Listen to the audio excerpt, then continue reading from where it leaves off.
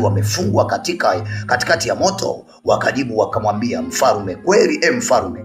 Akajibu akasema, tazama, mimi naona watu 4 nao wamefunguliwa, wanatembea katikati ya moto, hali hawana dhara, na sura yake yule wa 4 ni mfano wa mwana wa miungu.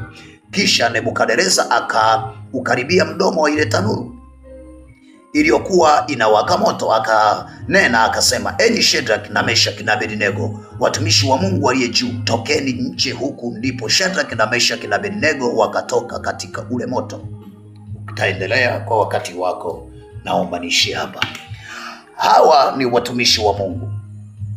Huyu ni mfalme ambaye anaitwa Nebukadneza, aliyeweka sheria ya nchi yake ya kuabudu sanamu ambayo ni tofauti na Mungu.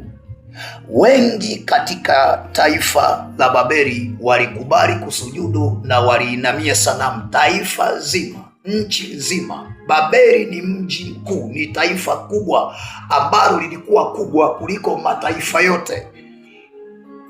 Ukiendelea kusoma huko utaelewa ukubwa wake. Ilikuwa taifa lenye nguvu ambalo ukiendelea huko hata kinara chake na ukubwa wake ulifika mpaka mbinguni. Yani Danieli ukiendelea kusoma huko mbele na au ukirudi nyuma, unapata kujua kilichotokea kwa habari ya huyu mfalme wa Babeli. Yani kwamba ufalme wake ulikuwa na nguvu. Mungu alimpa nguvu juu ya mataifa yote. Mataifa yote yalitegemea ufalme wa Babeli, na hata taifa lililotaka kufanya vita na taifa la Babeli walikuwa na hofu na walishindwa.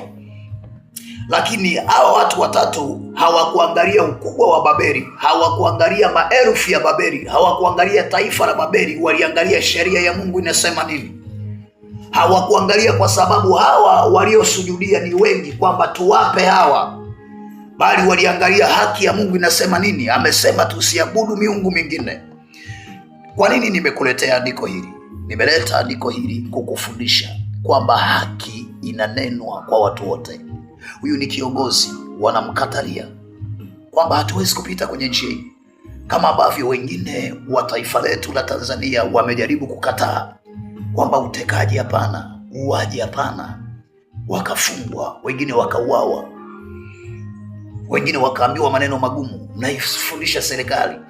Na baadhi ya wengine waliojifanya wanaijua Biblia wakasema, ingieni tu kwenye maombi mliombee taifa, hamna haja ya kuongea maneno, hamna haja ya kukemea.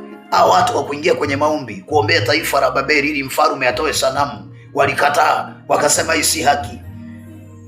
Kuna vitu vya kuomba, kuna vitu vya kukemea. Biblia imesema enendeni ulimwenguni, enendeni ulimwenguni mkayofanye watu kuwa wanafunzi wangu.